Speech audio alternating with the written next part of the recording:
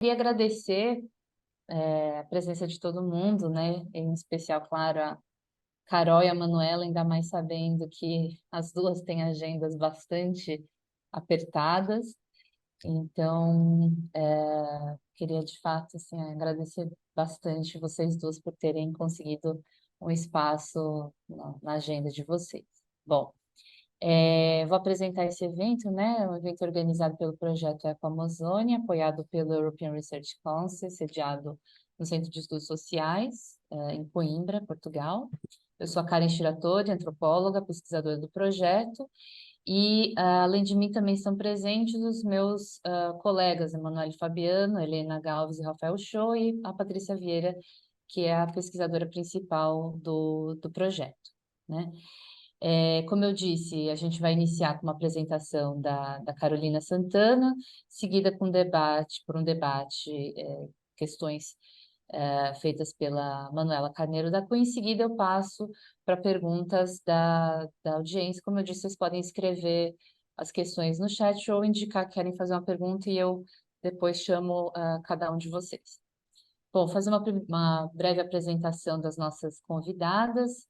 A Carolina Santana é advogada indigenista e ambientalista, doutora em Direito Constitucional pela Universidade de Brasília e defendeu no início desse ano a tese intitulada O Xamã e o Guardião, Terras Indígenas e o Processo Desconstituinte no Brasil, na qual apresenta, né, esse processo desconstituinte dos direitos territoriais indígenas no Brasil, aproximando discussões do direito e da antropologia, num diálogo, digamos, bastante complexo e permeado de tensões, né? Manuela Carneiro da Cunha, bom, antropóloga, doutora em Ciências Sociais pela Universidade Estadual de Campinas e graduada em Matemática pela Faculté de Sciences de Paris.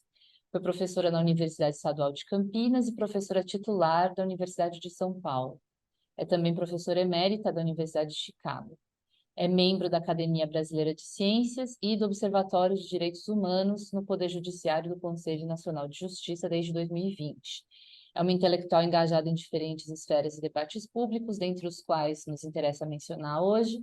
Foi figura atuante durante o processo constituinte, né? Na época, a Manuela era presidente da Associação Brasileira de Antropologia. Bom, o pensador Ailton Krenak, famoso, dentre outras coisas, pelo discurso que proferiu durante a Constituinte, na qual ele pintou seu rosto de preto, disse que esse processo para os povos indígenas significou descobrir o país. Nas suas palavras, depois de escapar do genocídio, os índios descobriram o Brasil na luta pelo direito de estar presente aqui. Passados mais de 30 anos da Constituição Cidadã, na qual as organizações indígenas, como a UNE e indigenistas, participaram de forma inédita no diálogo sobre seus direitos, o que vemos agora é uma intensificação desses processos históricos de erosão, né, como o marco temporal. Então, o evento hoje aborda a Constituição e o processo de desconstituição dos direitos territoriais indígenas, né, nesse debate entre direito e antropologia, e mostra a persistência desse projeto anti-indígena que se fortaleceu, como eu falei, nos últimos anos. Então, eu passo a palavra para a Carol e agradeço muito você ter aceitado o convite da gente. Obrigada. Obrigada, Karen. Eu é que agradeço o convite do Eco Amazônia, um projeto aí que eu tenho conhecido cada vez mais e admiro, um projeto belíssimo. Agradeço a Manuela por sua generosidade de estar aqui, de ter aceitado estar aqui. Minha internet, já eu peço desculpas para vocês adiantado, espero que ela não falhe, não me deixe na mão, que eu e a Karen, a gente vem, assim, animadas, pensando com esse dia e esperando por ele. Calhou de eu estar aqui na COP, então não sei se tem 3 milhões de pessoas a mais nessa cidade, a internet não está é, muito estável. Mas, dito isso, eu agradeço também aos presentes por terem escolhido um momento do seu dia para estarem aqui com a gente, e eu apresentar então um pouco desse meu processo de trabalho, né? É, Dar um contexto, acho que um pouquinho maior para quem não está familiarizado com tudo que a tese traz, tem coisas que ela pressupõe, né, que o leitor é da área, mais ou menos da área do direito, ou da antropologia, ou do indigenismo, mas eu acho que é importante uma contextualização um pouco de o que me levou a fazer esse trabalho. Eu sou indigenista, trabalhei por 10 anos na Fundação Nacional dos Povos Indígenas, saí no período em que eu estava escrevendo, que eu estava fazendo doutorado, na verdade. E já no meu mestrado eu trabalhei um pouco essa intersecção entre o direito e a antropologia, sempre buscando ter um co-orientador da antropologia, então fiz assim no mestrado, fiz assim no doutorado, e são áreas que estão sempre permeando a minha pesquisa. E busco trabalhar também, escrever com antropólogos, porque eu acho que são áreas que estão no mundo muito relacionadas, né? Acho que o direito tem demandado muito a antropologia e acho que a gente ainda não encontrou, antropólogos e juristas, um caminho,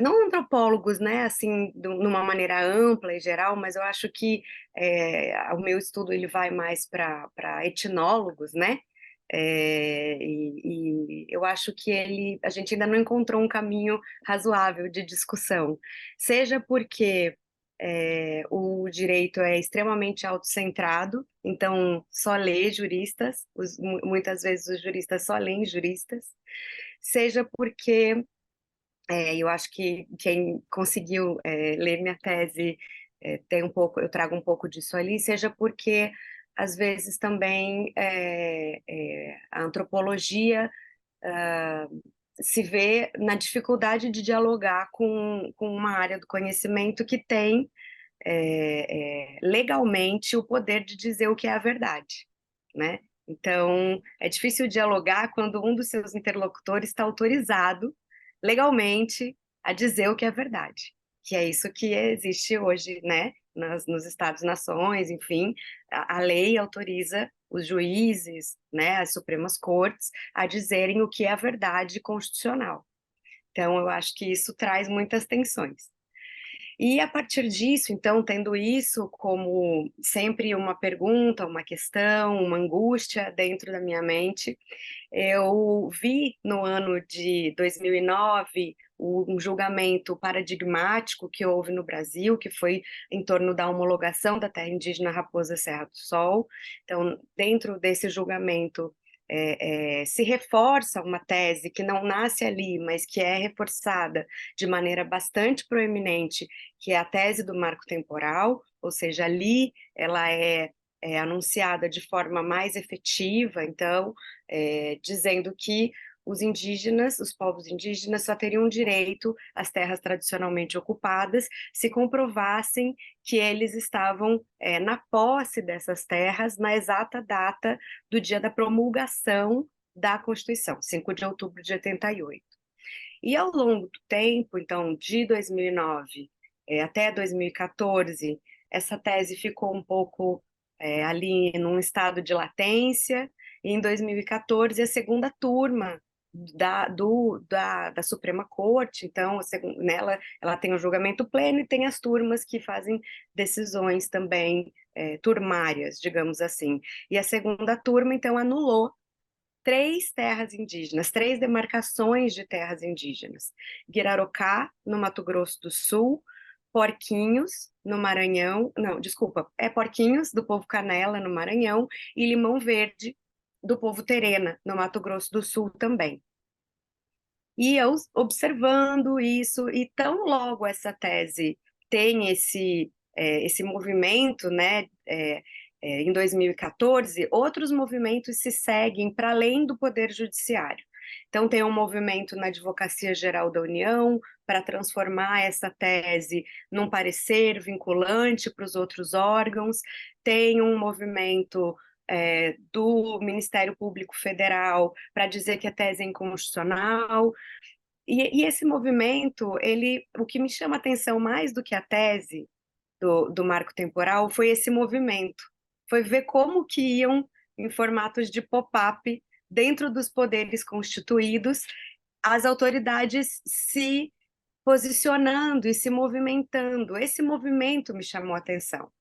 E aí eu falei, olha, eu acho que eu vou largar tudo aqui em Brasília, deixa eu ir fazer um pouco um trabalho de campo e conversar com os Kaiowá de Guirarocá, com os antropólogos que estão lá em Dourados, né? Tem muitos antropólogos, guaraniólogos, e fui para lá. E passei praticamente um ano inteiro lá. E com os antropólogos eu conseguia conversar sobre a tese do marco temporal, os advogados que trabalham com direitos dos povos indígenas também.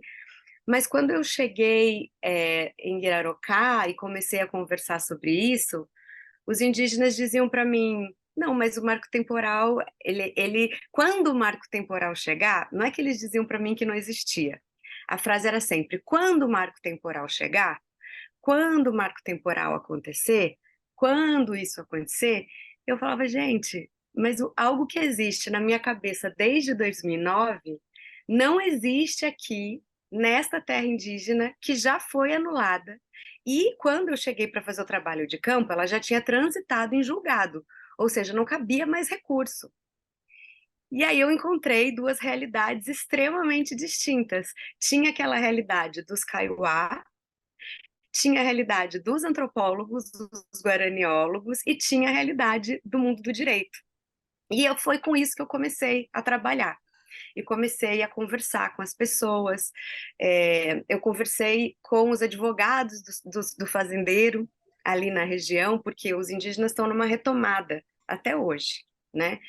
Dentro de uma fazenda. Eles estão em 40 hectares de uma fazenda, numa maneira organizada de forma mediada pela FUNAI. Então, eles passaram por um processo de muita violência e depois se estabilizaram a partir de uma negociação nesse local. Então, conversei com a polícia também, com a PM, que fez alguns mandados de reintegração, e eu comecei a me interessar pelas diversas narrativas sobre o marco temporal.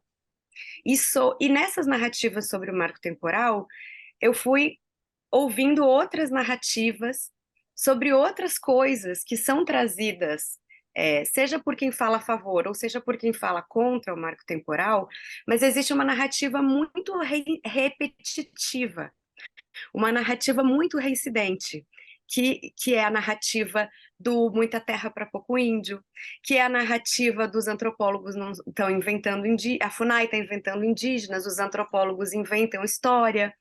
E eu comecei a destacar sempre. Eu fiz, literalmente, durante a pesquisa, eu fiz uma planilha e comecei a contar quantas vezes esses argumentos apareciam. Então, ninguém me falava, as pessoas não sabiam exatamente me explicar o marco temporal. Elas sabiam que quem era contra tinha que usar os argumentos A, B, C e D. Quem era a favor tinha que usar os argumentos E, F, G e H. E os indígenas estavam ali esperando o marco temporal chegar, que quando ele chegasse, eles iam fazer eles tinham uma estratégia muito interessante, que eles usaram o mesmo nome, que era a estratégia do temporal. Então, as Nhandeci, os Nhanderu, que são os rezadores Kaiowá, eles iam provocar o próprio temporal deles. Eles iam acabar com o mundo, né? Então, a narrativa do fim do mundo Guarani, né? A narrativa de terminar com o mundo, porque se esse nosso mundo não vai mais poder existir, então a gente vai acabar com o mundo de vocês também. Então, a narrativa ali era sempre essa, da estratégia dos Nhanderu e das Nhandeci de acabar com o mundo, e que aí eu comecei a também, como não frutificou a minha primeira pergunta do marco temporal, eu falei, deixa eu perguntar um pouco aqui sobre a lei, sobre o direito, né? E aí era muito interessante porque eles me passavam duas categorias. A lei era uma coisa e o direito era outra. Então, a categoria da lei era uma categoria de problemas comuns, problemas ordinários, digamos assim. Ah, eu tive problema porque eu estava bêbado, briguei na rua, fui preso, paguei fiança, não sei o quê. Isso é um problema com a lei. Ou um problema de violência contra a mulher. Isso é um problema com a lei, né? Eu digo comum porque na linguagem do direito é crime comum, né? Não é um crime que está na Constituição, enfim. Então, esses eram crimes comuns. E o direito era o direito constitucional à terra tradicionalmente ocupada. Então, a categoria direito era o direito à terra. Era o direito à terra, né? E a categoria lei, ela era utilizada para crimes comuns, assim, para problemas comuns com a lei, guarda de criança, problema com a saúde, auxílio moradia, auxílio maternidade, e tudo isso era lei, essa era a categoria da lei. E o direito, quando eu perguntei para o principal Nhanderu, que era o líder espiritual ali do Guirarucá, o seu Tito, eu falei, seu Tito, mas o que que é o direito, né? Além do direito à terra, o que que é o direito para você, né, aqui, para os Guarani? E ele me respondeu, o direito é o Xiru e Maracá, que é os instrumentos, o Xiru e um baracá, que é a cruz de madeira, são os objetos que o Nhanderu usa para rezar, né? E eles têm eu tenho um capítulo para falar disso na tese, que é a organização espiritual do mundo que é comandada pelo rezador e pela rezadora, né? Então são os objetos que o rezador homem segura, né? A mulher usa o taquapã, que ela é uma taquara que ela bate no chão para marcar o ritmo, e o homem usa uma cruz de madeira feita com uma madeira específica e um maracá, né? Então ele disse, o direito ele é o xiru e um baracá.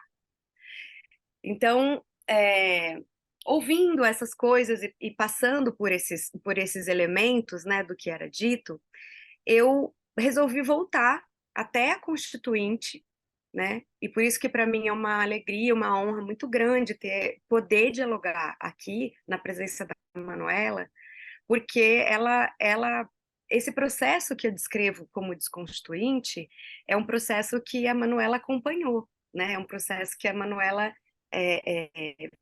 vivenciou, então é muito um privilégio para mim poder ouvi-la também e ser indagada por ela a respeito desse processo. Mas eu resolvi voltar para a Constituinte para entender aonde que na história, ao longo desses anos, mais de 30 anos, esses argumentos, eles foram aparecendo. Aonde que eles foram tomando forma? Os argumentos que eu chamo de argumentos desconstituintes, né? E o primeiro ataque, digamos assim, que eu identifiquei desde a Constituinte, então desde esse marco temporal, né? Que seria o 5 de outubro, mas eu fui um pouquinho antes.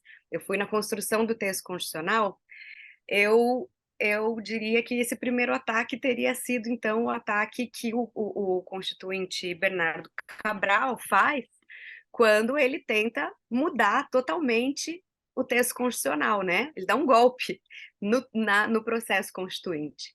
Então, existia, né, o regimento interno da Assembleia Nacional Constituinte, e como ele estava nesse papel privilegiado de estar entre os relatores, ele vê, não houve tempo, né, de julgar o texto, de votar, ficou por último, né, o texto, e ele pega o texto na comissão de sistematização, o texto que tinha sido construído com os antropólogos, com os indígenas, né, tinha sido construído neste debate e chegou na comissão de sistematização, ele pega o texto e altera o texto totalmente, coloca de volta o termo terras imemoriais, né? Ele simplesmente ignora tudo que aconteceu até aquele processo ali, até aquele momento da comissão de sistematização. E aí é todo um processo, né, eu não vou me alongar muito nessa primeira parte aqui, mas é um processo muito interessante de reversão disso, que envolve o Jarbas Passarinho, que envolve a morte da mulher do Jarbas Passarinho, que envolve uma missa que o presidente do CIMI rezou de 7º dia para a morte da mulher do Jarbas Passarinho. Então, envolve uma relação muito além da instituição, né? Que é o que a gente vê acontecendo até hoje. Então, isso é uma coisa que sempre permeia o meu olhar. Nenhuma decisão da construção legislativa ou uma decisão jurisprudencial, ela pode ser tomada como o direito quer que ela seja tomada, né? Assim, existe uma frase que a gente aprende na faculdade de Direito, que é o que não está nos autos, não está no mundo. Então, a gente só pode se ater ao que está nos autos. Se você for ler os anais do processo legislativo da Constituinte, você nunca vai descobrir por que aquele texto se transformou daquela maneira, né? E eu não estou falando nem do processo, eu estou falando dos anais de redação ipsis literis do que era falado. Eu estou falando de um documento que é ainda mais detalhado que um processo, que os autos de um processo. E mesmo se você for ler os anais, você não vai descobrir esse primeiro golpe, né? Digamos assim. Depois a gente encontra em 96 a, o decreto 1775, né? Então, a construção, eu narro um pouco a construção do decreto 1775 de 1996, que ele vem para regulamentar o processo de demarcação descrito no artigo 231 da Constituição. Então, ele regulamenta como deve ser feita essa demarcação. E ali é muito interessante porque ele é muito parecido com o decreto anterior, que era de 92, e que regulamentava, mas ele vem para colocar a contestação, permitir a contestação dos fazendeiros ao processo de demarcação, com a justificativa do ministro da Justiça à época, que era o Nelson Jobim, eu também entrevistei para minha tese, com a justificativa de que era preciso adequar o processo administrativo a todos os demais processos, seja o judicial, seja o processo administrativo de outras instâncias, do devido processo legal, ou seja, você precisa permitir que quem está sendo desfavorecido possa apresentar elementos contrários àquilo que está sendo pleiteado pelo Estado, que é a demarcação da terra indígena. Essa era a justificativa dele. Mas quando a gente faz uma análise dos trabalhos que ele fazia à época, né? Por exemplo, defendendo a não demarcação de terras indígenas no Pará, contratado pelo... como é o nome do pai do Helder Barbalho, gente? Me fugiu. Jader Barbalho. Jader Barbalho.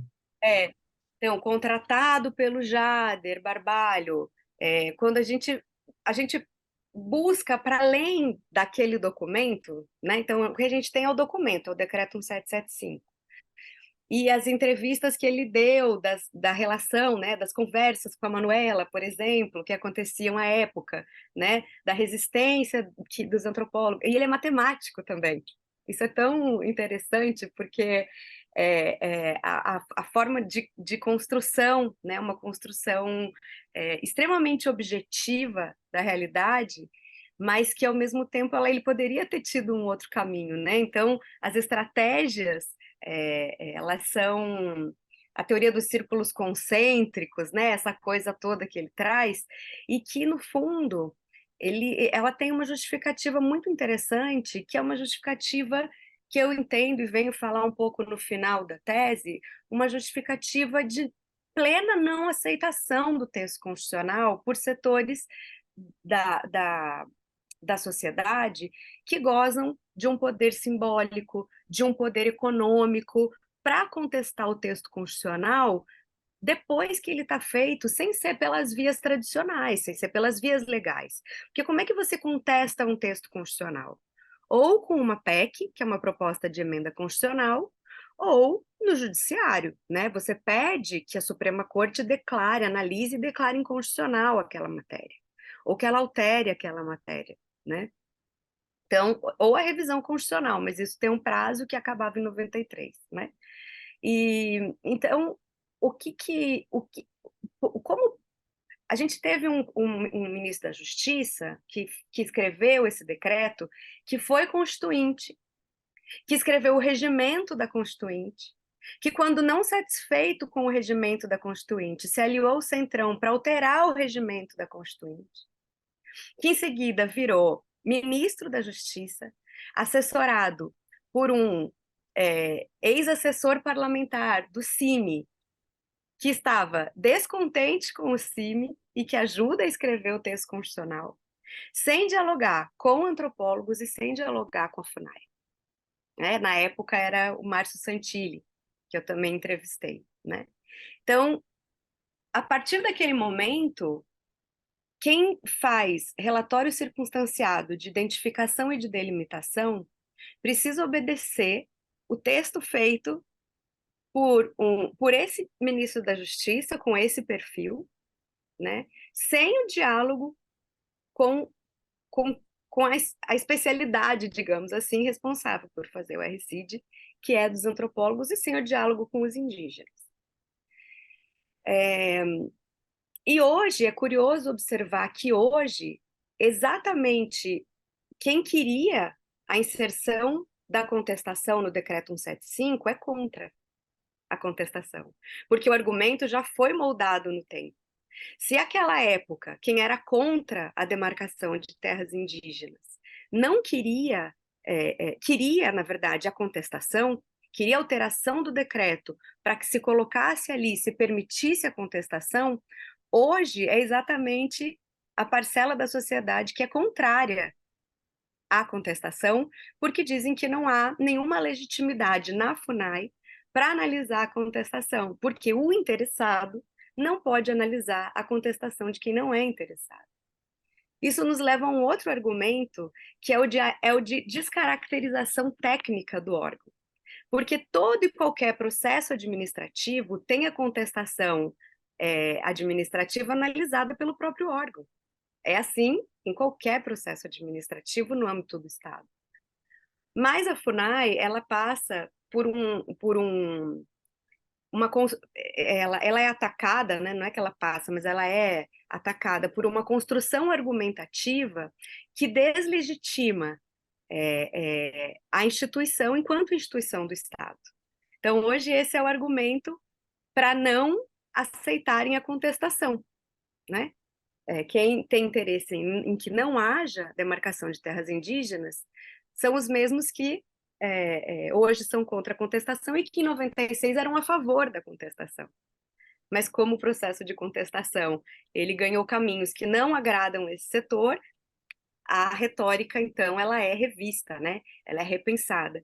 E essa é uma característica muito presente nesse processo desconstituinte, que é o da reinvenção da retórica, né? O da reinvenção argumentativa. Que é o que a gente observa no julgamento, né, mais recente sobre o marco temporal, e que foi depois que eu tinha já defendido a tese, né? E quando eu termino a tese, eu falo, olha, eu acho que o marco temporal ele é só mais um elemento dentro desse processo desconstituinte. E a gente vai ver outros, né? A gente vai seguir vendo outros processos, outros elementos e argumentos desconstituintes aparecerem, enquanto o problema de fundo não for repensado e revisto, né? Que é de uma não aceitação desses sujeitos de direito e de uma não aceitação de uma propriedade ou de uma, não vou nem usar propriedade, mas de uma maneira diferente de ocupação da terra, né? Que eu conversava com a Karen, né, hoje mais cedo, e a gente falava um pouco do quanto esses argumentos desconstituintes também respingam em outros PCTs, né, em outros povos e comunidades tradicionais, por exemplo, são estendidos para povos e comunidades tradicionais. Eu falava, Karen, eu acho que é um debate que tem, no fundo, a própria discussão fundiária do Brasil e a própria constituição do sujeito de direito, né? Que é a ideia do sujeito de direito que nasce ali na suposta momento histórico da modernidade, que é o sujeito de direito nasce no mesmo momento que nasce a ideia da propriedade privada. Um não existe sem o outro, né? Que é uma ideia uma construção que eu trago do Paolo Grossi, né? Que é um jurista italiano. Ele explica muito isso num livro que chama História da Propriedade e Outros Ensaios. Ele fala, olha, não tem como você discutir, questionar a propriedade sem questionar a existência do sujeito. Então, ao fim e ao cabo, a gente está questionando a existência desses sujeitos proprietários, porque a propriedade ela é inerente à valorização do sujeito na modernidade. Então, elas nascem juntas. E então, eu acho assim, tem alguns outros argumentos desconstituintes que eu fui trazendo ao longo do texto, né, ao longo do texto da minha tese. O da soberania nacional, por exemplo, é um argumento que sempre se repete, desde da análise que eu fiz na Constituinte. Então, eu trago esses elementos, como que eles apareceram na Constituinte, como que eles aparecem em alguns julgados é, ao longo desses anos de existência da Constituição, e também procuro demonstrar como que esses argumentos também estão presentes nos processos, que não é um só, são inúmeros processos, né, que estão relacionados a Guirarocá, desde do processo que se inicia com a contestação, né, um processo lá no Mato Grosso do Sul, até o processo que foi para a Corte Interamericana de Direitos Humanos, né? Então, a gente tem mais de 6.000 páginas de processos, se a gente for olhar só para Guirarocá. Desde da contestação possessória do fazendeiro, até depois isso se transformar. No dia seguinte, ou sei lá, 2, 3 dias depois, não me lembro agora de cabeça, em que a tese do marco temporal foi anunciada, o advogado do fazendeiro já estava ali aplicando ela para pedir, então, que fosse anulada a demarcação, né? Então, esses argumentos, eles são utilizados também nos processos, não só na Suprema Corte, mas nos processos. Eu estou vendo a Tati Klein aqui também, guaranióloga. O argumento da soberania nacional, ele, principalmente na região de fronteira ali, ele é um argumento que é o tempo todo trazido à baila por quem é contra a garantia, né? Quem é contra a Constituição, eu acho que dá para a gente dizer assim, porque ser contra a demarcação de terras indígenas é ser contra o texto constitucional.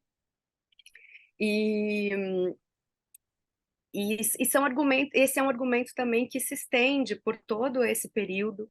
O argumento da improdutividade das terras indígenas, o argumento do indígena aculturado, também é um indígena é um argumento que se repete e ele se relaciona, eles não são independentes, obviamente, né?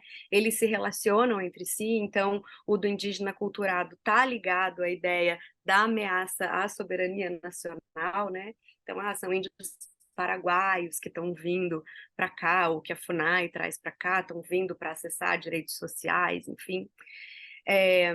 A ideia, então, do contraditório administrativo, né, e de uma FUNAI parcial, que eu falei para vocês, a ideia de um marco temporal, e essa ideia da antropologia, então, fraudulenta e das ONGs com interesses escusos, né? A gente encontra isso ao longo desse período todo de existência da Constituição, né? São argumentos que se estendem e se repetem e se renovam e ganham outras roupagens. Então, eu enumero esses 6 elementos, né, que eu chamo de fundamento de desfazer territórios, que são esses argumentos fundantes da desconstituição. E eu uso essa categoria, que é uma categoria utilizada, né, essa de processo desconstituinte ou de estado inconstitucional de coisas, ela ficou bem conhecida na época da pandemia, né, que houve alguns processos que chegaram ao STF que usaram isso, estado inconstitucional de coisas, né, que é um conceito emprestado da Corte Constitucional da Colômbia, para dizer que a Constituição está sendo desrespeitada e está sendo alterada para além das maneiras que ela mesma permite, né? Que são essas que eu comentei com vocês anteriormente. Então, a desconstituição, ela não é simplesmente uma alteração do texto constitucional, porque o texto constitucional se permite ser alterado. A Constituição, ela permite que ela mesma seja alterada e ela traz dentro do seu texto, né, as formas como ela pode ser alterada. O processo desconstituinte, esse estado inconstitucional de coisas, ele acontece quando a gente observa que uma parcela da população está sendo submetida a um estado de exceção do direito, né? E por que isso ficou tão famoso na pandemia? Porque aí era todo mundo passando por isso, né? Não eram só os indígenas. Então esse conceito, enfim, ele passa a então ser mais falado, mais conhecido, enfim, até houve um processo que ficou bastante conhecido no STF com relação ao fechamento dos templos. Então, esses são o tipo de questões que são levadas quando se alega que há um estado de exceção, né, da lei. E então acho que assim, em linhas gerais é um pouco isso. Eu termino a minha tese falando um pouco sobre essa ideia do marco temporal como uma chantagem, né? E o temporal indígena produzido pelos Yanderu, pelas Yandesi, como uma defesa, e a ideia de que pensar um pouco a continuidade do mundo, pensar um pouco a continuidade da existência de uma sociedade que se pretende plural, democrática, né? Pensar a continuidade disso e, de algum modo, a garantia desses territórios como também um direito humano de quarta dimensão, que é o direito ao meio ambiente, né? Considerando que são áreas muito protegidas, passa pela descontinuidade da narrativa jurídica, né? Passa por, então, continuar com isso, né? Com a ideia de uma sociedade plural e democrática, exige que a gente tenha uma descontinuidade do discurso do direito. Eu acho que é isso, acho que é um pouco isso, como resumo, para a gente começar a conversar. Obrigada, Carol. Eu passo a palavra, então, para Manuela fazer as considerações dela e depois a gente abre para todo mundo, quem quiser fazer perguntas e intervenção. Então, eu agradeço também esse convite, agradeço a Carol por ter trazido, digamos, elementos novos e importantes e coisas que eu não conhecia. Essa coisa do marco temporal de Guirarocá pelo Nhanderu e Nhandesi, eu acho assim coisa sensacional, essa reinterpretação do marco temporal, coisa muito impressionante, mas ao mesmo tempo eu gostaria de acrescentar algumas coisas que, que me parecem caber aí também, né? Na apresentação que a Carol fez, que foi muito rica e muito interessante e que me dá uma visão nova, né? de muitos processos que eu também acompanhei ao longo da história, né? Dos anos. Eu acho que a Carol tem toda a razão de falar de uma erosão, né? De uma erosão da Constituição, né? Dos direitos constitucionais. Talvez valha a pena, porque nem todo mundo é familiarizado, né, com essa história do indigenismo, né? Falar um pouco do que é o que é talvez o mais significativo nessa Constituição de 88 em relação aos direitos indígenas.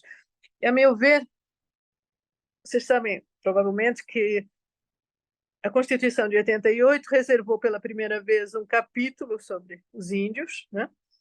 Agora não se fala mais os índios, mas o que está na Constituição é os índios. E esse capítulo consiste em dois artigos, sendo que o primeiro tem muitos parágrafos e o segundo não. E ambos são muito importantes. Então, por quê? Porque no primeiro desses artigos é que se redefine completamente o que se entende que seja um projeto, digamos, nacional para a inclusão, vamos dizer assim, dos indígenas. Até então, quer dizer, tem uma longa história isso, não vou mencionar os vários episódios, mas digamos, o século XX inteiro estava sob, digamos, o mandato da política indigenista era vamos assimilar os índios. E eles vão se assimilar naturalmente.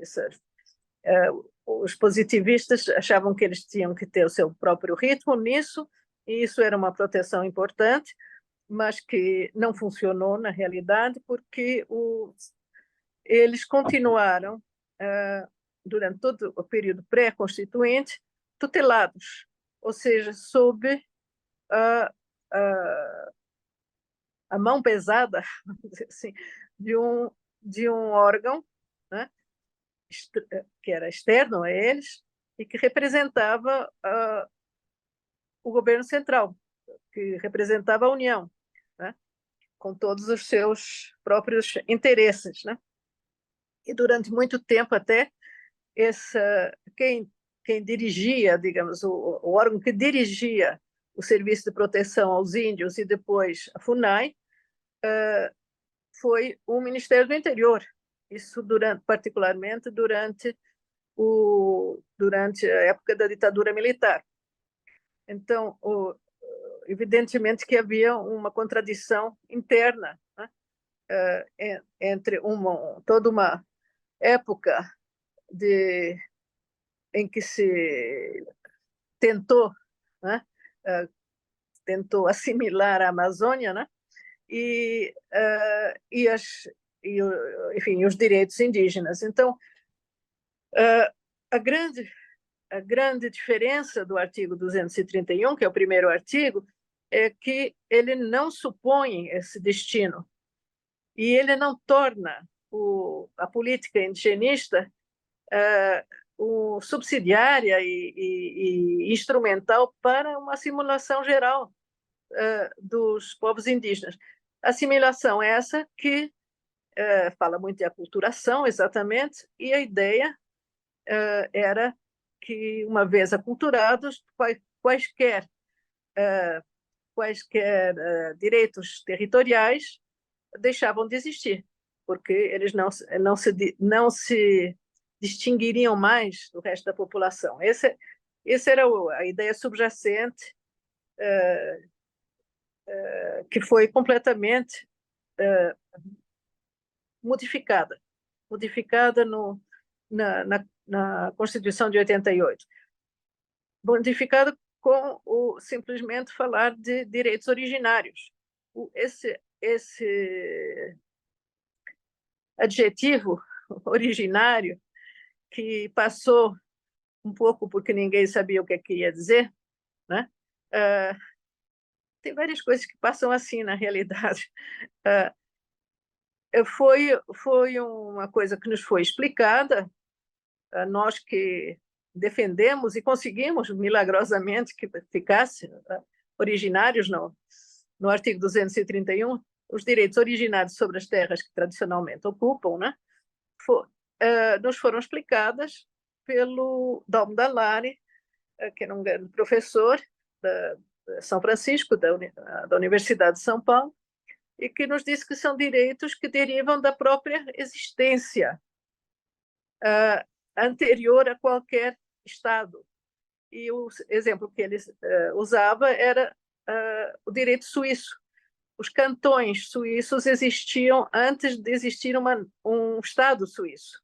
E, portanto, eles tinham os direitos que eles já tinham, entre outros direitos territoriais, mas quaisquer direitos, né, eles preservavam dentro do Estado Nacional Suíço, né?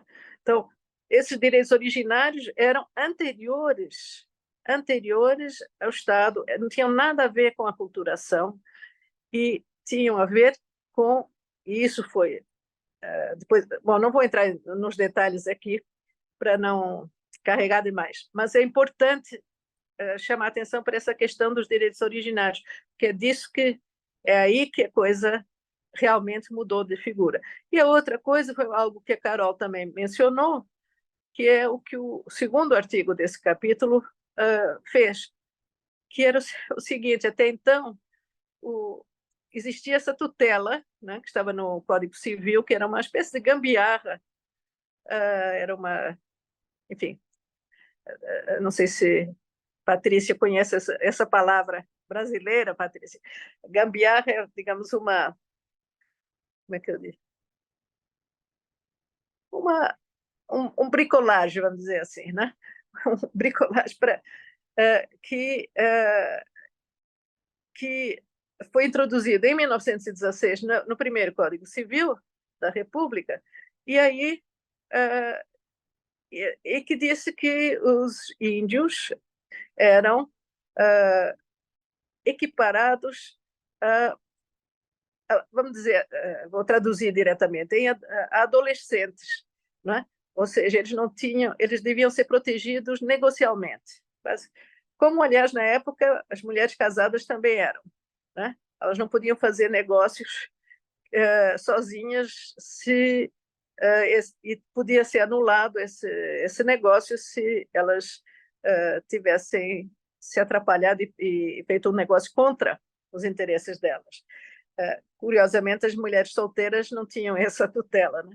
Mulheres solteiras podiam fazer o que quisessem, mulheres casadas não podiam, né? Mas isso é um lado pitoresco da, da, enfim, do sistema, né? Mas o ponto, eu acho que foi muito importante, é que com essa história da tutela, os indígenas não eram necessariamente admitidos em juízo. Eles tinham que ser representados pelos seus tutores. E o tutor era justamente o Serviço de Proteção aos Índios, quer dizer, era a União, né? Era o Estado, mas representado pelo Serviço de Proteção aos Índios e depois, a partir de 67, pela FUNAI. Lembrando que o Serviço de Proteção aos Índios foi extinto por causa de um enorme escândalo de corrupção e de desmandos, né, contra os interesses indígenas, né? Então, e a FUNAI continuava nisso. Então, tem uma pergunta para a Carol, que, que é o seguinte: a FUNAI e o SPI sempre se caracterizaram por ser contra os direitos indígenas, em maior ou menor grau, e com exceções, etc. Mas, digamos que há uma constante nisso. Então, a minha pergunta é o seguinte: por que. E na época do Bolsonaro, foi flagrantemente, né, anti-indígena, mas sempre foi, isso não era novidade. Então, só agora que com a ex-deputada, né, Joênia Wapichana, que se tem uma FUNAI nova, uma outra FUNAI, né? Então, o que está acontecendo? É só porque mudou a direção da FUNAI, é que agora esse rechaço, Carol, que você mencionou, contra, tentando, enfim, desautorizar a própria FUNAI? Então, essa era uma pergunta que eu tinha para você.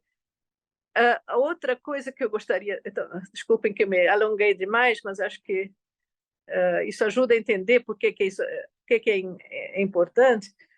Você mencionou, Carol,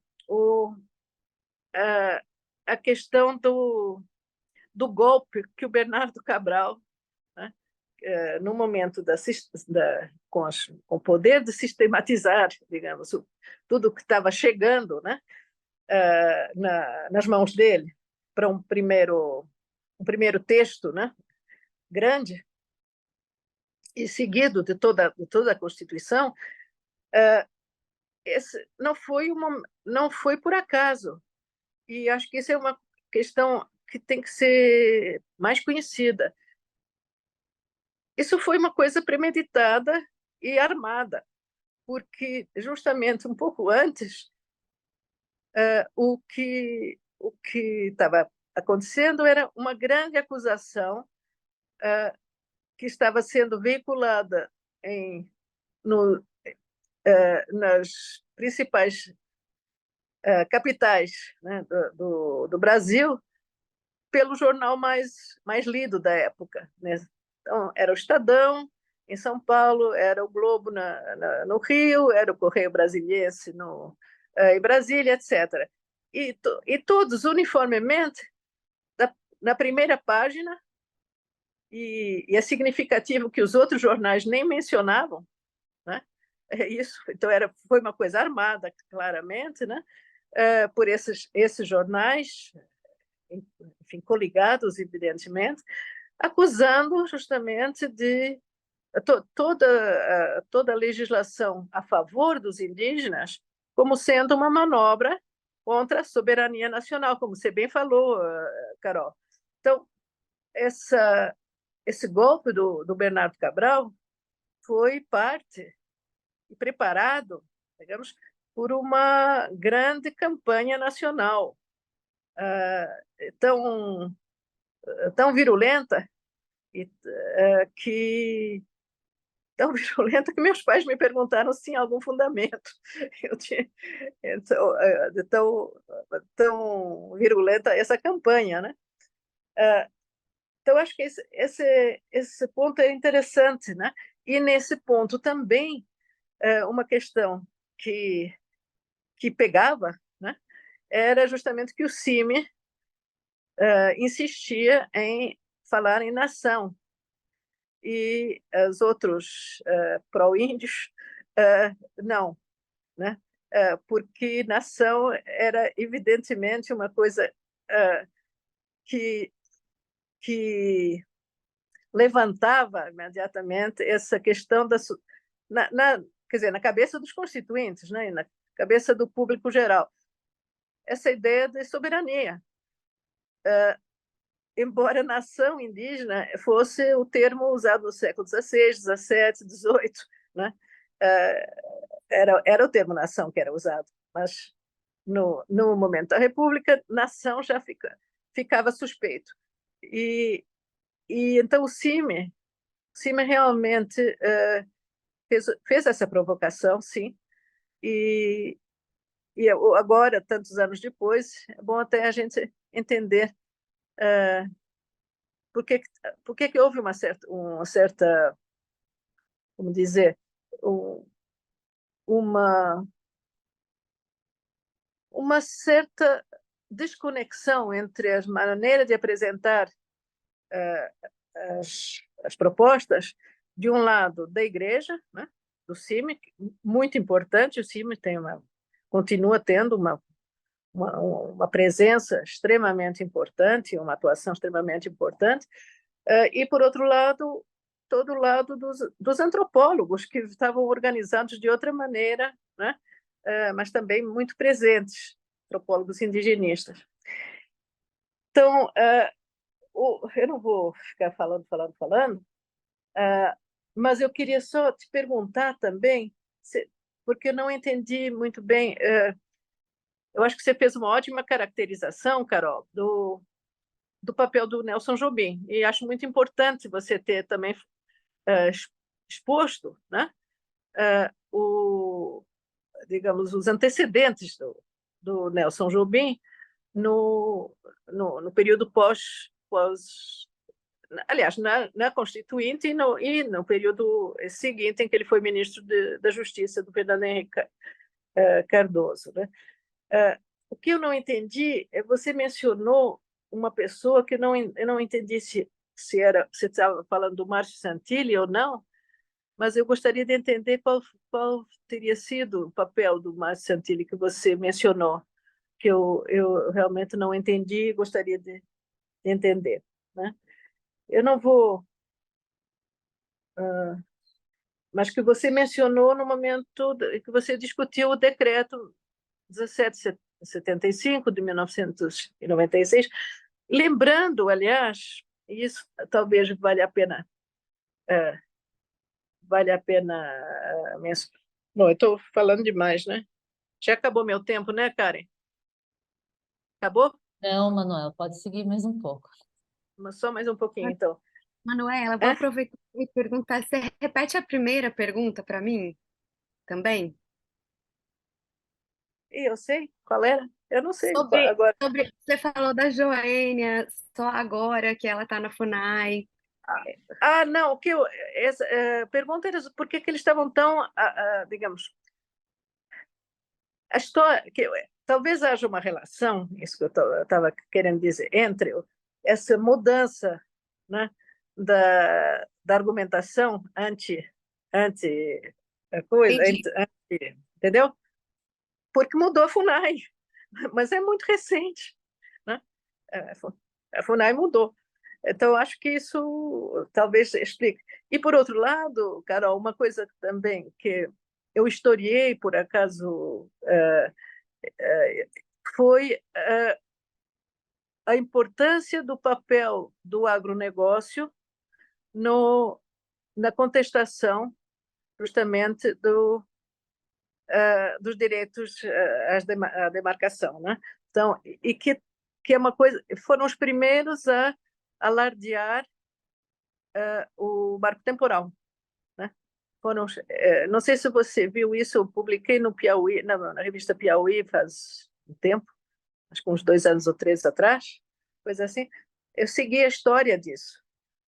Então, talvez valesse, não sei se você chegou a ver, mas é interessante porque há uma continuidade muito grande. E cada vez que o Supremo Tribunal Federal, né, diz, diante do agravo, né, que o Ministério Público Federal coloca, para saber se marco temporal vale em geral, ou se é só no caso da Raposa Serra do Sol, coisa que, aliás, bom, não vou entrar no detalhe disso. E o Supremo diz que não vale.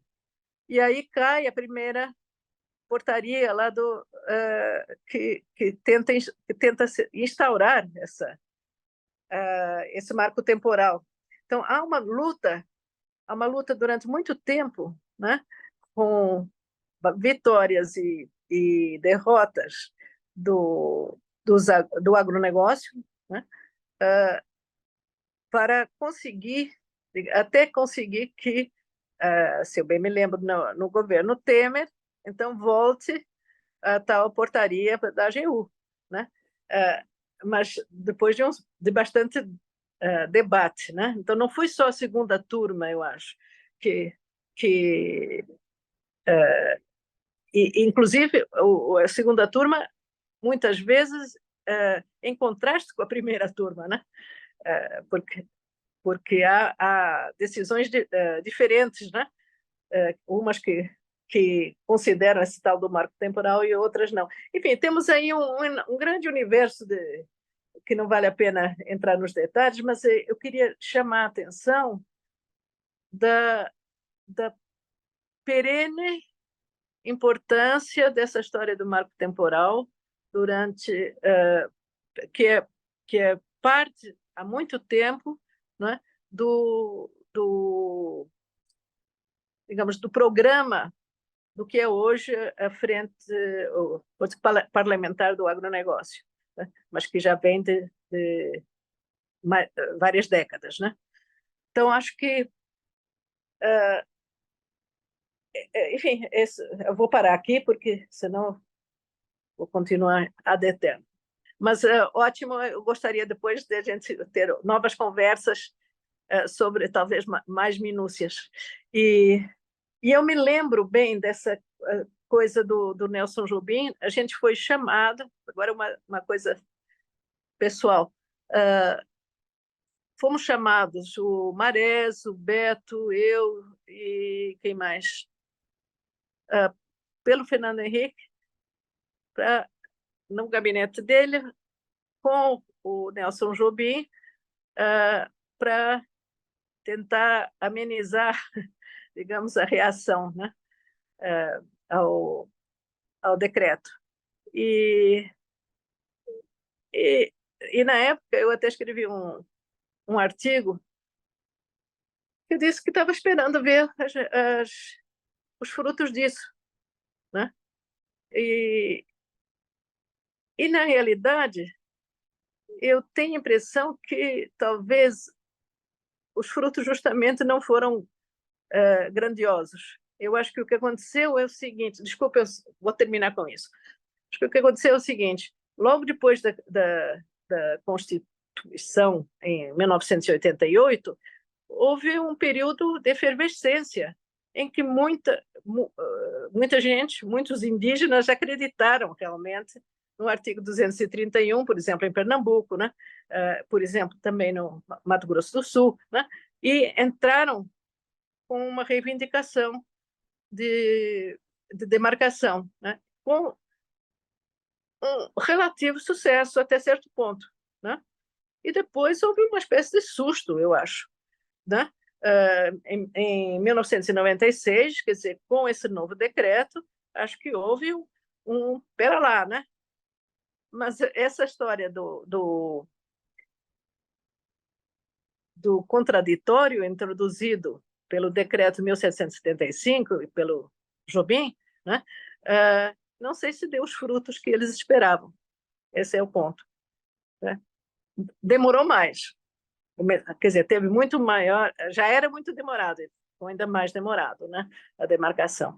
Mas eu acho que o que mais prejudicou foi o fato que nunca tinha dinheiro para poder tirar dessas terras indígenas, pagando como é que chama, as coisas de boa-fé, né?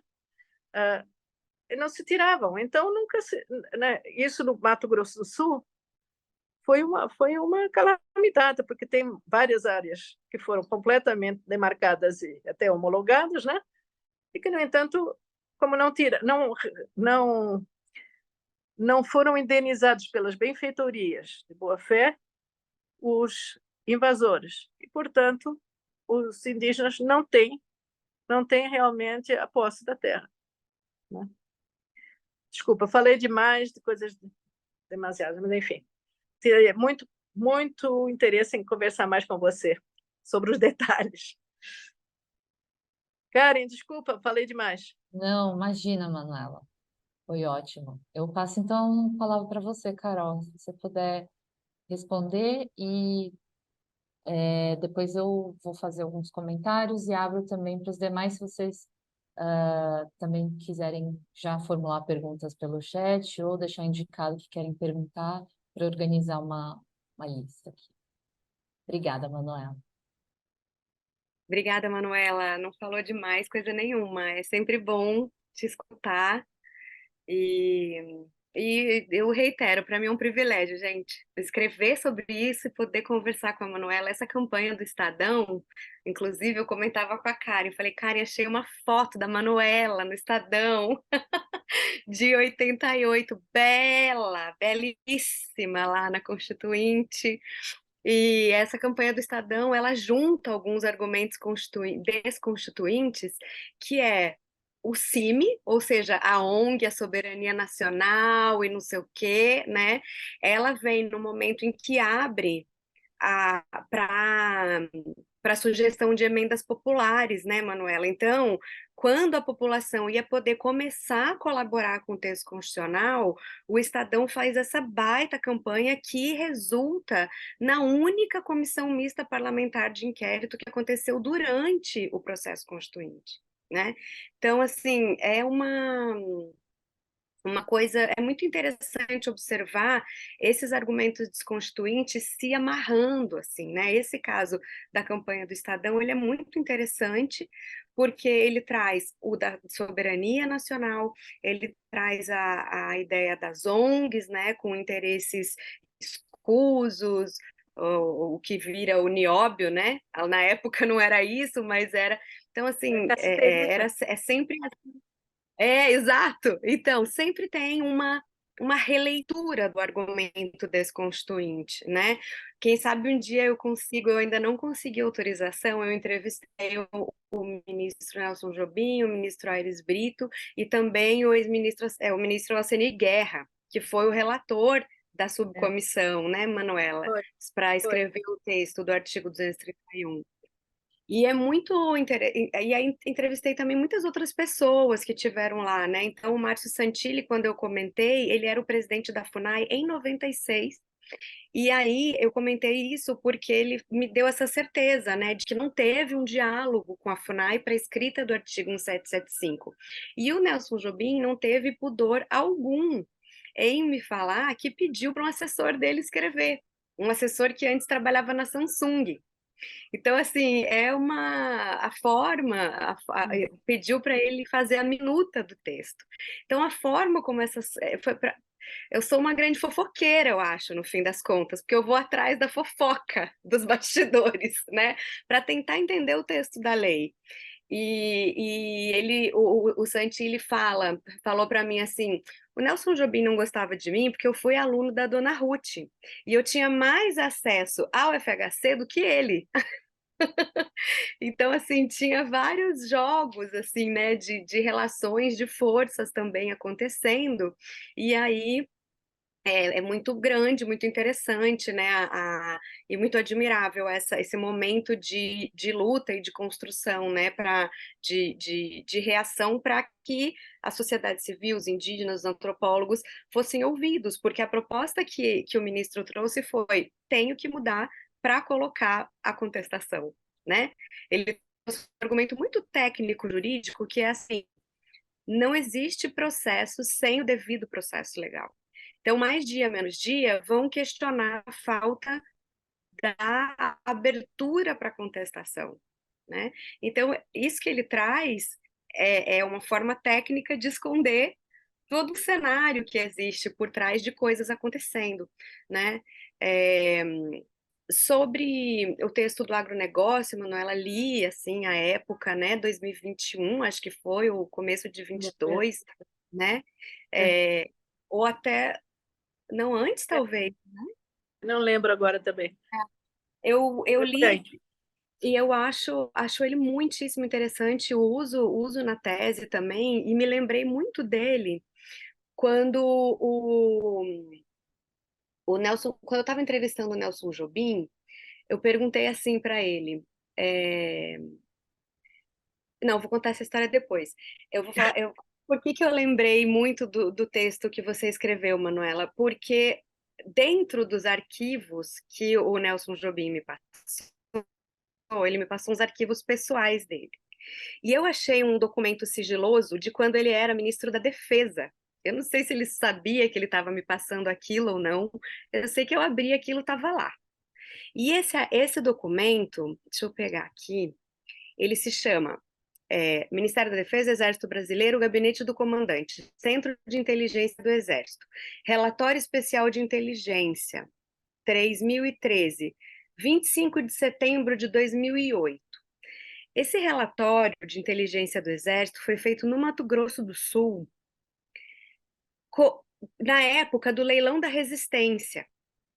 E aí eles foram para analisar, o Exército foi para lá para analisar tanto a movimentação dos indígenas e dos indigenistas, quanto a movimentação do agronegócio. E eu lendo isso de 2000, eu vou ler para vocês um trecho que, se você coloca esse trecho para alguém ler, a pessoa não sabe se ela está nas eleições de 2022 ou se ela está em 2008, porque o trecho diz assim, ó, o que eles demandavam, né? Os ruralistas, eles combinaram. Cadê aqui?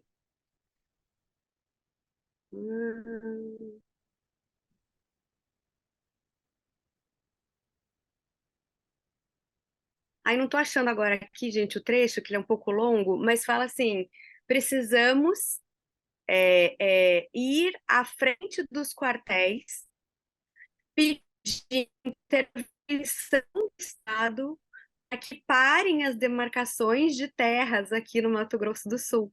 E eles elegiam nessa reunião deles, que estava essa pessoa infiltrada aqui do Exército fazendo relatório, o general Heleno como o nome que seria o responsável e representante deles. Então, assim, o agronegócio, gente, o agronegócio ali, ele estava estruturando a eleição de 2023, né? Essa relação de Bolsonaro atacando povos indígenas, aquilo é muito antigo, né? Assim, há uma estrutura, né? Então, eu li aquilo, eu estava terminando de escrever a tese, eu lembro que perto das eleições, Eu falava, não estou acreditando no que eu estou lendo, porque foi exatamente aquela coisa da reação ao resultado, Uhum. né? Uhum. Então, eu acho que é preciso um estudo mais aprofundado, assim, dessa relação mesmo do agronegócio e dos argumentos e da estrutura do diálogo que o agronegócio do Mato Grosso do Sul exportou para o resto do país, né? Eu acho que Uhum. encontrar esse documento de 2008 falando isso me deixou assim muito eu fiquei muito surpresa, embora a gente saiba que existe uma articulação com a defesa, com chamar os militares para salvar o país, essa coisa nacionalista, isso não é de agora, mas isso acontecer ali no Mato Grosso do Sul, ter esse relatório do Exército, eu acho que tem uma coisa que o Mato Grosso do Sul exporta, sabe? Exportou para o Pará, para o agronegócio do Pará, e que está sendo pego emprestado pelo garimpo, agora na defesa do garimpo, sabe? Tem um argumento e uma análise do discurso desse Uhum. conservadorismo que começa ruralista, mas que eu acho que agora é garimpeiro já, que eu queria um dia ver alguém escrever, assim, sabe? Porque tem muito material e assim, eu pude usar na tese esse relatório porque já passaram 5 anos, né? Então tem muitas coisas que dá para pedir para o Ministério da Defesa já desse período, para se analisar, né? E tentar entender o que eles estavam monitorando também nessa época. E sobre essa pergunta, né, da mudança da FUNAI, dessa reação, eu acho que Manuela, que essa reação contra a demarcação de terras indígenas, ela aquece e ela esfria ao longo do tempo. Assim, eu vejo, acho que com esse processo desconstituinte, eu quero tentei mostrar esse vai e vem dela, mas ela sempre está ali, ou em latência, ou muito ativa, como foi no caso do governo Bolsonaro, né? Agora ela ainda está muito ativa no parlamento, né? Fortemente. Ontem eu estava andando aqui por um stand aqui na COP e passei pela Confederação da Indústria e do Comércio. E aí eu só ouvi a seguinte frase assim: o palestrante, o marco temporal não veio para nos afastar, ele veio para nos unir. Aí eu parei e falei, diabo. Aí, assim, diversas palestras sobre o marco temporal para vender a ideia do marco temporal como a terceira via, né, do consenso desse conflito territorial no estande da Confederação Nacional da Indústria e do Comércio.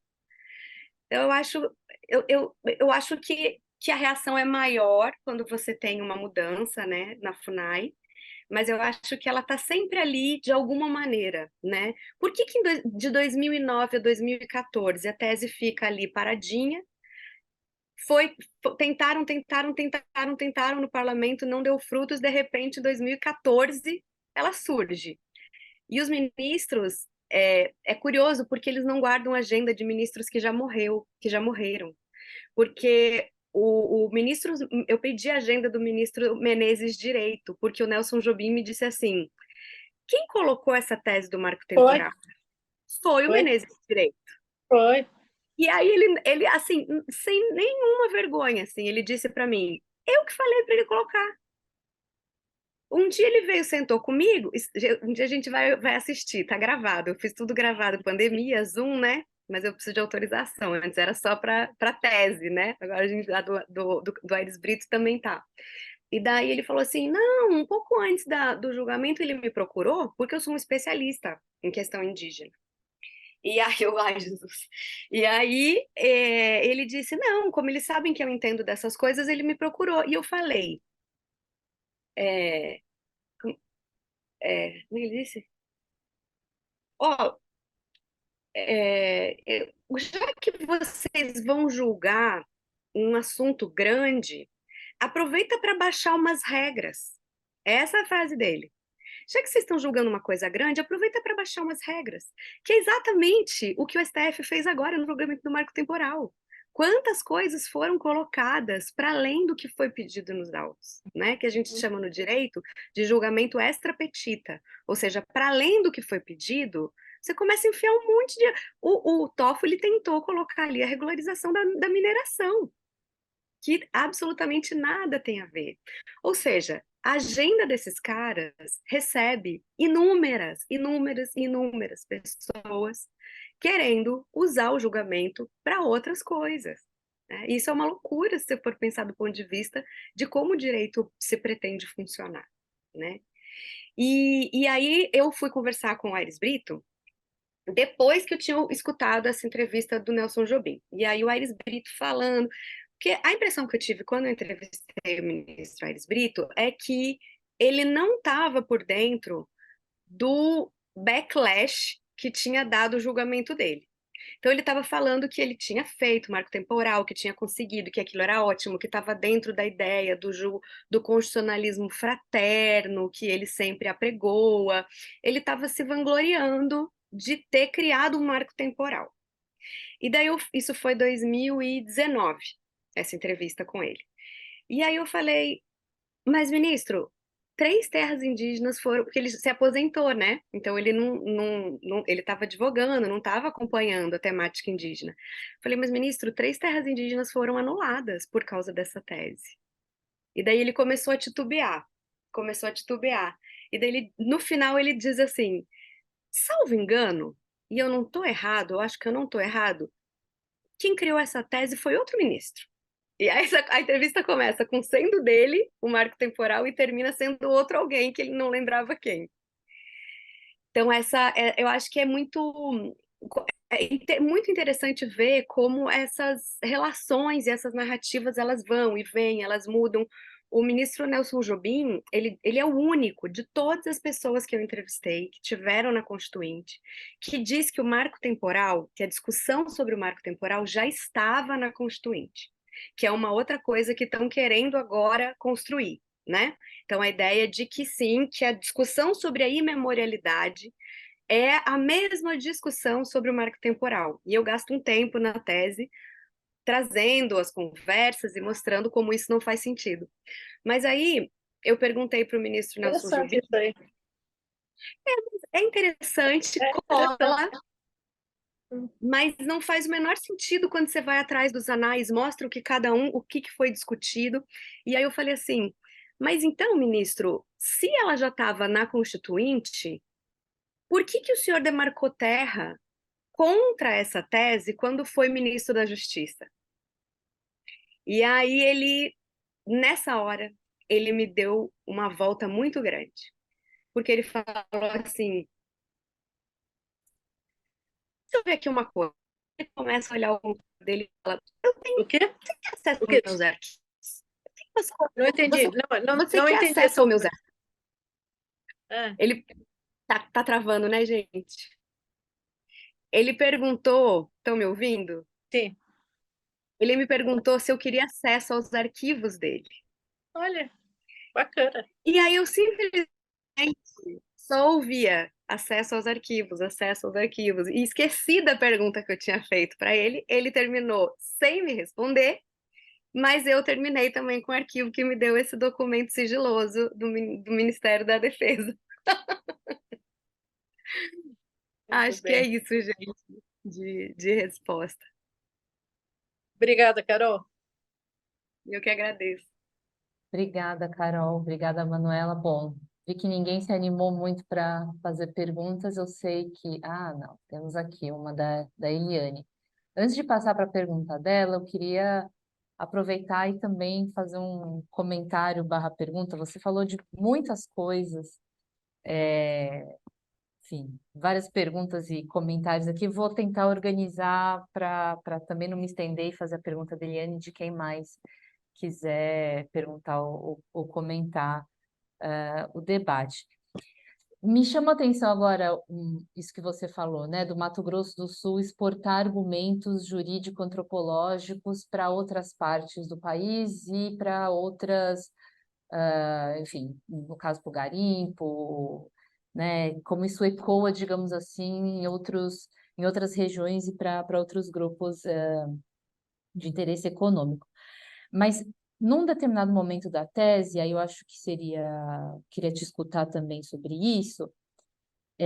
Você mostra como além digamos assim, da constituição de uma espécie de inteligência que cria esses argumentos jurídico-antropológicos, mas também se baseia numa estrutura violenta, né? Enfim, essa coisa desses grupos armados, quer dizer, tem toda uma estrutura, digamos assim, antropólogos, ruralistas, tem uma série de pessoas que agem de maneira orquestrada para subsidiar, digamos, essas ações, né? E aí eu queria entender se a sua escolha, você não diz isso na tese, mas agora te escutando me pareceu que seria assim. Se a sua escolha de estudar esse caso do Mato Grosso do Sul, né, do cancelamento da demarcação de Guairorocá, é um pouco em relação a esse lugar paradigmático do Mato Grosso como um centro que exporta, que produz esses argumentos, que está pensando isso, de certa forma, né? E agora, dentre os argumentos desconstituintes que você coloca, o marco temporal, e se isso e se isso se replica em outros lugares para além, digamos, dos seus argumentos, né? Aí pensando essas estruturas paramilitares, né? Como você coloca. E outra coisa, e aí seria, enfim, queria entender melhor isso, porque eu achei que é um ponto que, enfim, num determinado momento da tese me chamou a atenção, mas agora escutando a Manuela e te escutando me pareceu ainda mais relevante, né? O papel desse Bernardo Cabral, que você coloca como, digamos, o primeiro desconstituinte, digamos, né, nesse processo, né, dos direitos territoriais, dessa alteração do texto e depois todas digamos, os meandros de como o texto foi reposto, falando do Jarbas Passarinho, a missa, enfim, que é muito interessante, né, porque você começou falando que o direito tem essa pretensão a uma verdade e a um modo, digamos, de tornar, de constituir essa verdade constitucional, mas quando a gente vê e você bem mostra no seu trabalho, isso está permeado de uma série de interesses, de acasos, enfim, relações pessoais. Mas voltando ao papel do Bernardo, né, quer dizer, como que tem essa manobra, digamos, essa campanha nacional, né, contra os direitos indígenas, como esse golpe está relacionado a isso e como, de alguma maneira, isso parece estar na gênese do marco temporal, né? Quer dizer, essas idas e vindas, você fala, e aí também, se você puder voltar nisso, acho que não sei se está todo mundo familiarizado, eu mesma me perdi um pouco quando você faz esse debate na tese, né? Da diferença pós-atual, pós-memorial, esse equívoco quando entra a ideia do tradicionalmente ocupado como algo que poderia resolver os impasses, os entendimentos de uma coisa e outra, né? Então, como também essas equivocações vão dando margem para a infiltração dessa tese do marco temporal. Enfim, vou depois que você responder, ler as perguntas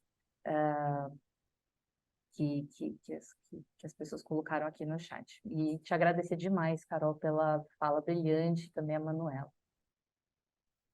Obrigada. Ó, tá, deu uma falhadinha aqui, eu ouvi tudo, mas deu umas falhadinhas. Se a minha falhar também, vocês me avisem que daí eu ponho aqui a minha internet do celular.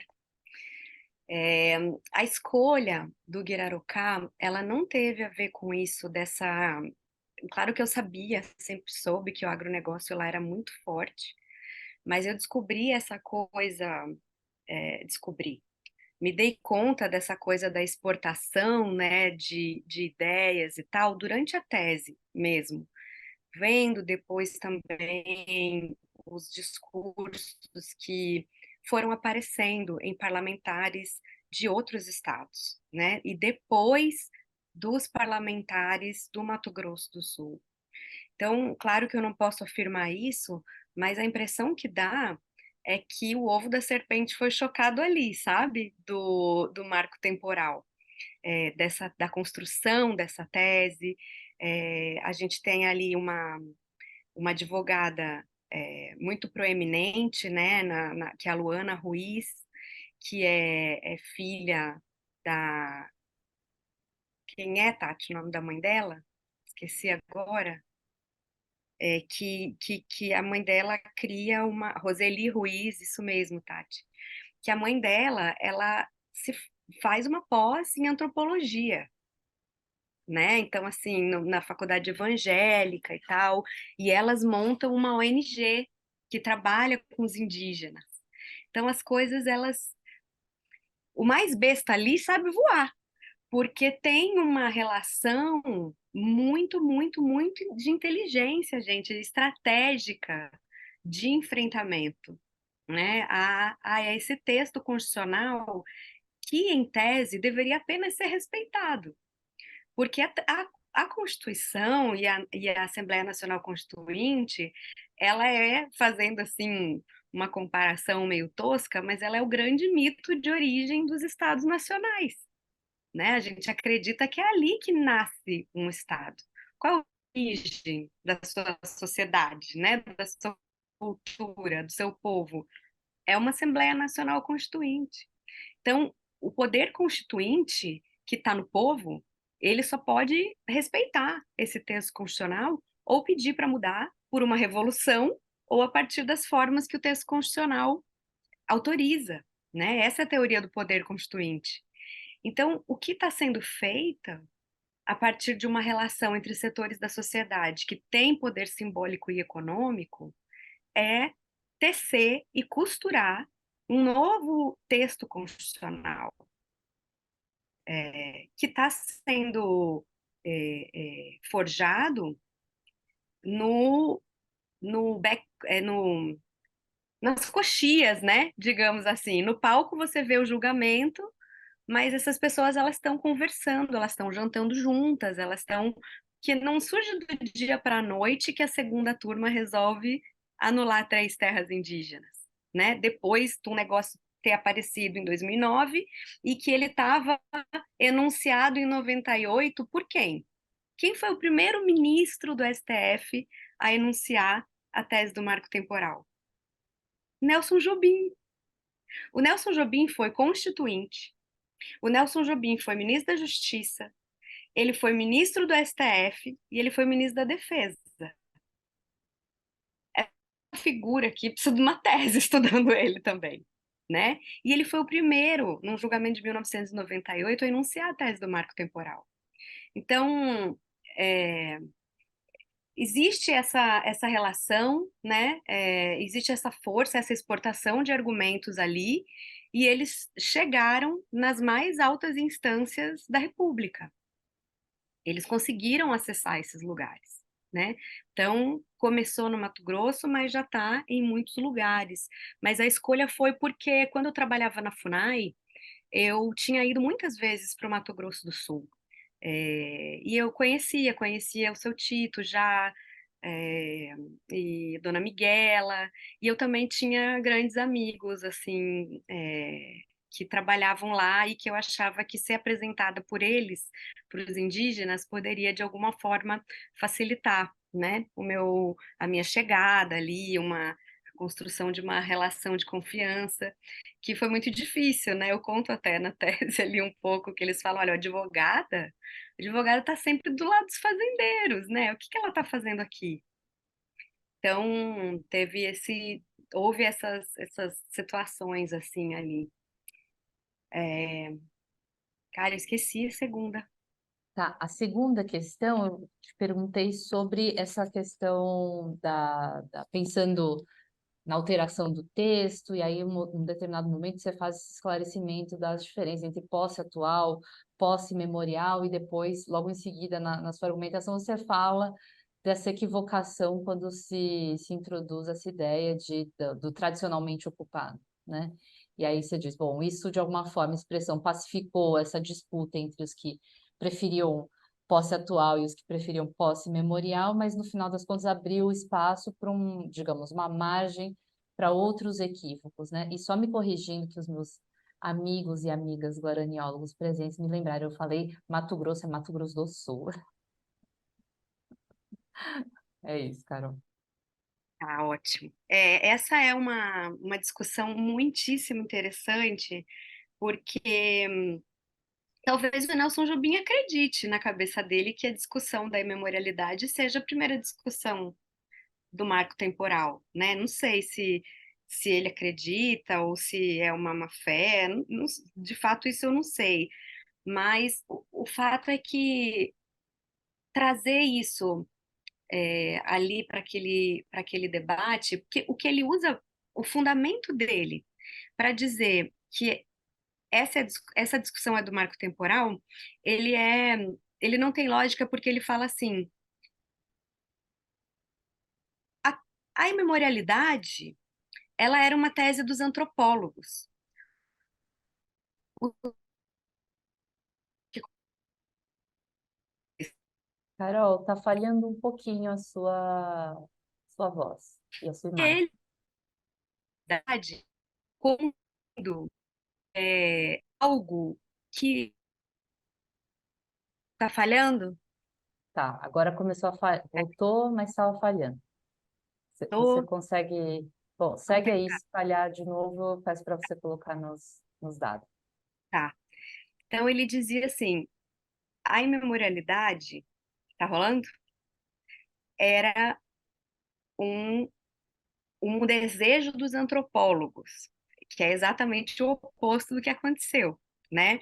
Mas ele diz assim, a imemorialidade eram os antropólogos que queriam, porque na cabeça dele, imemorialidade é não ter um marco temporal, na cabeça dele, Nelson Jobim, porque aí você pega terras de tempos imemoriais, isso na construção que ele fez, me falando. De fato, o que aconteceu é que quem não queria utilizar a imemorialidade eram indígenas e antropólogos. Então, o que aconteceu de fato é o oposto da construção teórica que ele faz para justificar que isso era discussão do marco temporal. Porque ele fala assim: antropólogos queriam o desde sempre, que é terras imemoriais, na cabeça dele. E nós, do marco temporal, queríamos não usar a imemorialidade. Queríamos a partir de 88. Então, ele conta essa história assim. E aí, é por isso que ele fala, nunca a expressão, você está certa, Carolina, a expressão marco temporal nunca esteve lá, mas ela estava como imemorialidade. E daí ele constrói esse argumento. Então, na tese, eu apresento o argumento que ele traz, e depois eu vou desconstruindo, contando a história do que de fato realmente aconteceu, que era o oposto. Os antropólogos eram justamente quem não queria a tese da memorialidade, né? Então ele se perde um pouco ali no personagem de, de sustentar essa ideia. Mas aí, no final das contas, entre uns que queriam posse atual e posse memorial, ambos acabaram, de certa forma, presos num equívoco semântico do que seria a expressão tradicionalmente ocupada, que foi proposto pelo Jarbas Passarinho, pelo que eu entendi. O que acontece é que eles, depois, quando eles estavam tentando trazer o texto que tinha sido modificado pelo Bernardo Cabral, houve uma reunião a portas fechadas, segundo me contou quem estava lá? O Santilli não estava, foi o advogado. Meu Deus, que loucura, me fugiu o nome dele agora. Manuela, me ajude, advogado. Do CIMI? É, Advogado do CIMI? Podia ser o Júlio Geiger Paulinho, ou o Paulinho, Paulinho. Paulinho. Eu queria falar, não queria falar Paulinho, eu queria falar o nome dele correto. Continua Paulinho Guimarães, para mim. Paulo Guimarães, eu acho que é o nome Paulo dele, gente. Guimarães. É, É. é. E então ele estava lá, ele foi autorizado a entrar. E essa reunião foi só com as lideranças de partido, e ficou essa discussão imensa entre posse tradicional e posse imemorial. Posse tradicional e posse imemorial. E aí eles contam que o Jarbas Passarinho, ele traz de volta a ideia das terras direito originário, as terras tradicionalmente ocupadas. Ele fala, por que a gente não usa essa expressão? E aí, a impressão que eu tenho, lendo como estava nos anais e a história que o Paulinho conta, é que eles foram vencidos pelo cansaço e deixaram para a posteridade resolver o que muita coisa, o que muita coisa aconteceu com muito texto constituinte, muito do texto constituinte, que é assim, não vamos definir isso aqui agora. A gente coloca esse termo e eu acho que quem era a favor de terra imemorial e que cada um dos dois achou que ia dar conta na posteridade, a gente vai dar um jeito, né? E eu acho que quem era a bancada anti-indígena, né, e os representantes da bancada anti-indígena que estavam presentes nessa reunião, que trouxe o texto novamente, ela tinha certeza de que ela ia conseguir barrar a demarcação das terras indígenas com essa expressão. Só que eles não contavam também com o surgimento imenso, né, que começou ali com a UNI, do movimento indígena, com essa formação, essa revolução que os advogados indígenas estão fazendo agora, né? Então, se não fosse essas pessoas, a tese do marco temporal tinha sido aprovada, eu não tenho dúvida nenhuma. Então, talvez eles tivessem de fato ganhado o que eles apostaram lá atrás, né? Vamos colocar direito originário sobre as terras que tradicionalmente ocupam, e eu acho que eles tranquilamente pensaram, a gente vai resolvendo nos bastidores, né? Nos bastidores a gente vai segurando essa demarcação. Mas no fim das contas, no meio do caminho apareceu esse movimento indígena gigantesco e uma revolução, né? Que está sendo feita por advogados indígenas. Eu posso falar Por uma favor. nota de rodapé? Eu acho que a entrada do termo originários é muito importante, porque, inclusive, o Supremo já se pronunciou várias vezes sobre isso, porque ele quer dizer que não depende do reconhecimento do Estado, não depende da demarcação, não depende da homologação. Esses direitos existem antes mesmo da demarcação, da homologação, enfim, do que seja. E isso, repito, o Supremo já reconheceu em várias decisões, né? Então, isso é de uma enorme importância, porque torna, digamos, as demarcações que são importantes para a defesa do território, né? Mas não é ali que surge o direito, não é da demarcação que surge o direito, né? Dos indígenas. Então, eu acho que isso aí passou exatamente porque eu acho que não prestaram muita atenção nisso aí. Mas é muito importante, porque isso é exatamente o que o Mendes Júnior estava argumentando lá em 1912, né? Que é consistente com todo o direito colonial, né? Sobre indígenas. Então, essa ideia de que eles têm direitos básicos que surgem do fato de serem os primeiros ocupantes, são indígenas, né? Então, isso daí passou porque ninguém prestou muita atenção, eu acho. E eu acho que é muito importante, muito importante. E é o novo, que aí é o que veio depois ali da tese, né? Eu diria que o novo elemento desconstituinte agora é atacando justamente o direito originário, né? Que é o pagamento da Exatamente. terra nua, É, né? Então, assim, um novo elemento desconstituinte aí na fila, em sétimo. exato, exatamente, exatamente. Bom, então eu vou encerrar. A gente chegou no nosso horário. Queria de novo agradecer a presença de todo mundo, agradecer pelo seu tempo, Carol, por ter vindo apresentar sua pesquisa. E, bom, é isso, né? Obrigada, Karen. Eu é que agradeço demais. Foi muito legal. Obrigada mesmo.